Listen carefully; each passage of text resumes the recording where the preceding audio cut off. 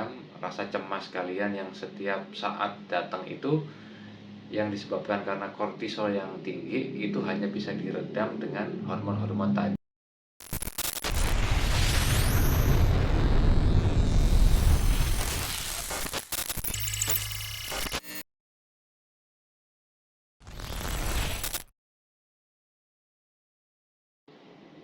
Sahabatku, Sobat NC, kali ini saya akan bahas tema yang berjudul Endorphin is the best medicine. Di sini endorfin adalah salah satu hormon kebahagiaan ya. Tapi konteksnya saya tidak hanya membahas endorfin saja. Jadi sebenarnya kalau kita mau bahas lebih tuntas, hormon kebahagiaan yang dimiliki oleh manusia secara alami itu sangat banyak ya. Sangat banyak, cuman kalau semuanya kita bahas mungkin tidak akan selesai 2 hari ya. Jadi di sini saya akan sedikit mengambil tema tentang pentingnya hormon kebahagiaan sebagai salah satu obat terbaik ya, terbaik segala penyakit, termasuk penyakit penyakit mental, diantaranya adalah anxiety disorder itu sendiri. Jadi sebelum saya bahas beberapa hormon kebahagiaan yang perlu kalian ketahui, mungkin kita bisa sedikit ilustrasi ya, ilustrasi. Kalau di antara teman-teman pasti kan pada saat masih kecil kan pernah main hujan-hujanan ya, main hujan-hujanan misalkan. Pasti kan sebenarnya kalau kita analisa sekarang nih, istilahnya kita hujan-hujanan di luar pasti merupakan sesuatu hal yang sangat tidak baik ya, sangat tidak baik bagi kesehatan, mungkin bisa menyebabkan beberapa penyakit, misalkan flu atau mungkin masuk angin atau mungkin demam segala macam ya. Tapi pada saat dulu kita masih anak-anak, pada saat kita main hujan-hujanan itu biasanya yang terjadi adalah ya sehat-sehat aja, sehat-sehat aja. Terus kalaupun ada yang sakit ya, kalau anak kecil pasti nggak lama kan, nanti ketika dia sudah sembuh dia akan lari-larian lagi sama teman-temannya, hujan-hujanan lagi tanpa memikirkan rasa takut akan sakit atau mungkin akan mengalami beberapa penyakit ya, seperti itu ya. Itu salah satu ilustrasi nanti kenapa bisa seperti itu, kita akan bahas dan sangat relate dengan tema kita hari ini. Terus kemudian mungkin buat teman-teman yang muslim ya, buat teman-teman yang muslim, entah diri sendiri ataupun orang tua kita yang pergi melaksanakan ibadah haji misalkan di usia tua ya, di usia tua misalkan, yang secara logika itu tidak akan sanggup ya, tapi kenapa banyak sekali orang-orang tua kita atau mungkin saudara kita atau mungkin teman kita itu di usia lanjut begitu menjalankan ibadah haji itu bisa melakukan dengan lancar, bahkan dalam sehari itu bisa menempuh berkilo-kilometer yang pada saat tidak sedang dalam konteks ibadah belum tentu mereka akan bisa melakukan, atau minimal pasti merasa berat. Atau kalau buat contoh lain adalah misalkan teman-teman yang ibu-ibu ya, ibu-ibu kan biasanya kan senang belanja nih, belanja di mall misalkan. Pada saat belanja di mall selama berjam-jam pasti kan dia sudah menempuh jarak itu mungkin bisa berkilo-kilometer juga, yang ketika itu tidak dilakukan dalam rangka untuk belanja atau mungkin jalan-jalan, misalkan coba jalan 10 kilo misalkan, pasti kan berat kan, wah jauh banget 10 kilo. Tapi ketika itu dalam rangka tujuannya adalah untuk jalan-jalan misalkan ke tempat objek wisata tertentu atau mungkin shopping ya kan, atau mungkin sekedar cuci mata di mall, seperti itu biasanya tidak berasa capeknya. Kenapa seperti itu? Itu semua relate dengan tema kita kali ini, dan bukan merupakan sesuatu hal yang sifatnya tidak ilmiah ya. Apalagi yang terkait ibadah itu kadang-kadang kan selalu dikaitkan dengan sesuatu hal yang sifatnya goib atau mistis, misalnya. Tidak seperti itu ya. Jadi yang pertama yang perlu kalian ketahui adalah ada hormon yang namanya endorfin ya, endorfin atau hormon kebahagiaan ya, yang secara umum banyak diketahui orang-orang. Hormon endorfin sendiri itu sangat mudah kita dapatkan sebenarnya, sangat relate dengan kehidupan kita sehari-hari. Kita bisa didapatkan hormon endorfin hanya dengan perasaan senang. Perasaan senang itu bisa ketika kalian mendapatkan rezeki, atau mungkin kalian pada saat menjalankan hobi-hobi kalian, atau mungkin kalian mendengar kabar gembira, kemudian kalian misalkan mendapatkan satu anugerah yang luar biasa, misalkan kelahiran seorang anak, atau mungkin momen pernikahan, atau mungkin buat yang masih muda-muda ya, misalkan habis jadian seperti itu kan, perasaan senang, perasaan bahagia atas sesuatu hal yang kita alami itu secara tidak langsung akan menghasilkan hormon endorfin namanya. Jadi semua hal yang bisa menyebabkan kita happy, sampai kadang-kadang lupa sakitnya, lupa misalkan sedang pusing terus tahu-tahu dapat rezeki yang luar biasa, terus tiba-tiba kok pusingku hilang. Nah, seperti itu bukan sesuatu yang kebetulan, tapi emang secara hormon itu bekerja. Jadi tubuh kita ini memiliki sistem hormon yang bisa terproduksi pada saat kita melakukan atau merasakan sesuatu hal yang sifatnya membahagiakan ya.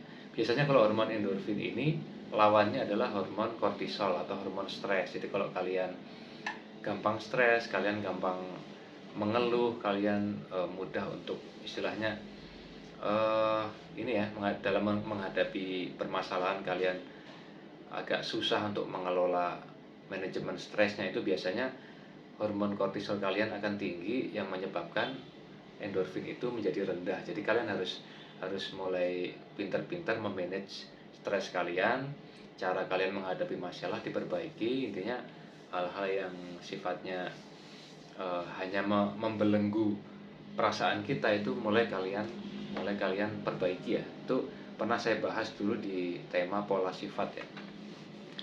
Nah, kemudian sebenarnya banyak ya pembahasannya ya, nanti kalian bisa cari info lagi tentang hormon endorfin.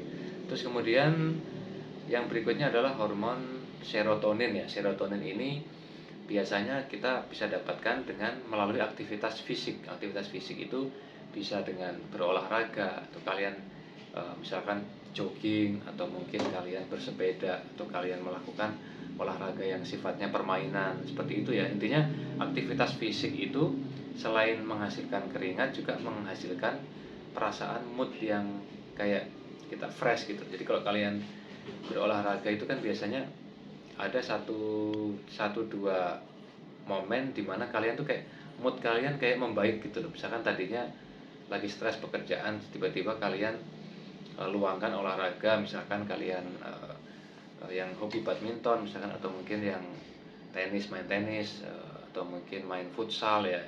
Intinya pada saat kalian masuk ke permainan itu tuh kayak lupa tadi yang sudah dialami selama sehari yang bikin kalian stres itu kayak teralihkan. Nah, itu sebenarnya disitulah hormon serotonin bekerja. Jadi ketika kalian aktif bergerak dalam satu permainan yang menyenangkan ya, ini harus ada sifat menyenangkan ya, maka hormon serotonin akan bekerja dan menyemprot yang menyebabkan mood kalian membaik. Terus buat teman-teman yang, Mas aku nggak terlalu suka olahraga nih, mager gitu kan.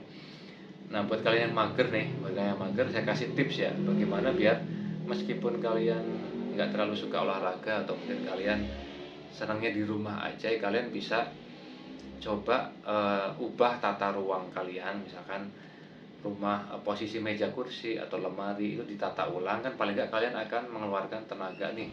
Kalian menyusun meja kalian, terus perabot-perabot, mungkin hiasan-hiasan dinding itu kalian tata ulang. Maka secara tidak langsung kalian juga selain melakukan aktivitas fisik, bergerak, juga akan memperbaiki mood kalian. Biasanya ketika ada nuansa baru di kamar kita atau di rumah kita, biasanya akan memberikan mood yang lebih baik ya. Itu buat tips kalian yang mager ya. Kalau misalkan aku juga males Mas bersih-bersih rumah, nata rumah, ya satu lagi deh saya kasih tips.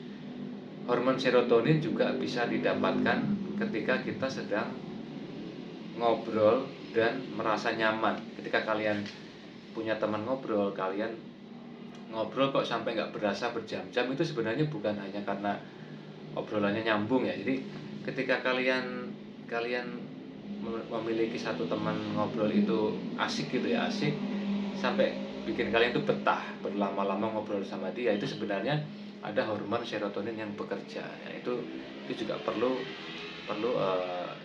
kita lakukan juga. Jadi kalian jangan berdiam diri, intinya ya minimal cari teman ngobrol ya. Mungkin masih banyak contohnya ya hormon serotonin, kalian bisa bisa cari di, mungkin bisa bertanya ke profesional yang lebih paham ya. Kalian juga bisa juga cari literatur yang kompetensinya jelas ya kan. Terus kemudian selain endorfin dan serotonin, ada satu hormon yang ini kebalikannya hormon serotonin ya, namanya hormon melatonin. Melatonin ini kenapa saya sebut kebalikannya hormon serotonin, karena justru dia dia bisa kita dapatkan ketika kita sedang di fase istirahat. Jadi ketika habis berolahraga, habis melakukan kegiatan fisik, terus kemudian kalian merasa capek, lelah, nah, kalian mulai bisa tidur, beristirahat sampai kalian bisa mengalami tidur pules, tidur nyenyak. Nah, tanda kutip ya, pules nyenyak itulah yang bisa menyemprotkan hormon melatonin. Melatonin yang kalian butuhkan untuk bisa selain proses detox ya, karena ketika kita tidur kan terjadi proses istilahnya detox racun-racun dari makanan-makanan, atau mungkin dari pola hidup kita seharian itu bisa dibersihkan. Selain itu juga kita pemulihan energi juga. Terus kemudian kadang-kadang kalau yang kita rajin olahraga sore itu biasanya kalau pada saat kita tidur itu juga terjadi regenerasi sel-sel otot ya, sel otot dari protein yang kita makan itu. Nah, selain selain aktivitas tubuh kita yang secara sistem sudah metik lah ya, sudah metik, itu juga ada hormon melatonin yang bisa menyemprot ketika kalian mendapatkan fase tidur yang pulas, tidur yang nyenyak, yang intinya tidur yang berkualitas. Jadi bukan masalah jam tidurnya, bukan masalah kalian berapa jam tidur, tapi yang utama adalah kualitas tidur kalian itu benar-benar yang pulas, nyenyak, dan bisa merefresh energi kalian, termasuk mood kalian. Ketika bangun tidur badan kalian segar, mood kalian juga akan membaik ya. Seperti itu ya melatonin ya. Kalian harus harus cukup istirahat dan tidur yang berkualitas. Nah, terus kemudian yang terakhir, sebenarnya ini bukan terakhir, bukan berarti hormon kebahagiaan cuma ada 4 ya. Sebenarnya banyak yang bisa kita gali, tapi kali ini saya ingin bahas 4 yang sering kita alami, yang sangat sangat relate dengan kehidupan kita sehari-hari. Nah, yang terakhir ini adalah yang terkait dengan tadi ilustrasi kenapa orang-orang tua kita pada saat melakukan satu ibadah itu bisa melebihi batasnya mereka. Jadi mereka seperti ada booster, ada tenaga ekstra, padahal mungkin kalau mereka tidak lakukan di dalam tujuan ibadah tersebut, mereka akan berat melakukannya, atau mungkin bahkan ada yang tidak sanggup.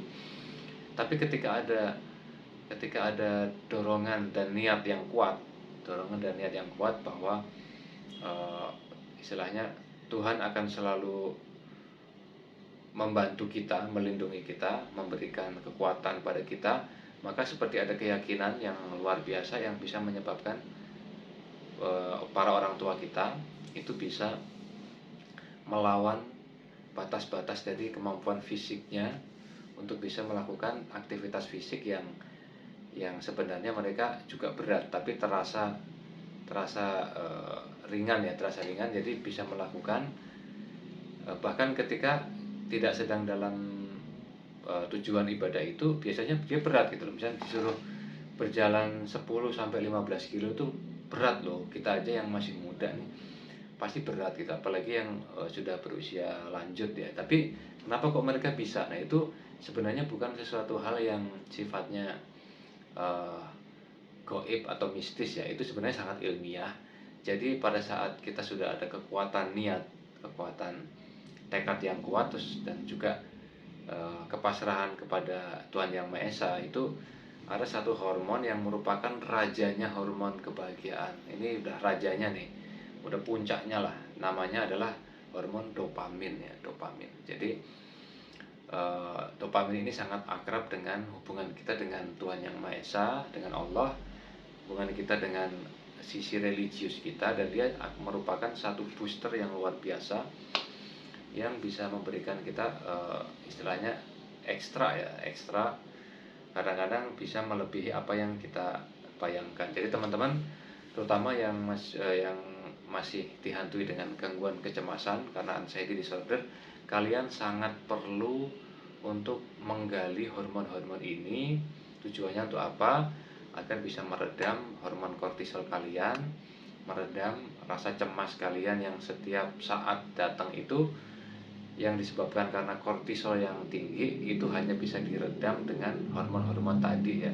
Kalian lakukan, tetap keluar rumah, keluar dari zona nyaman kalian, kalian tetap lakukan hal yang menyenangkan, lakukan aktivitas fisik, terus kemudian kalian istirahat yang cukup. Pokoknya intinya kalian harus mulai ini ya, mulai memberanikan diri untuk melakukan hal-hal yang positif untuk hormon kalian dan juga kekuatan mental kalian.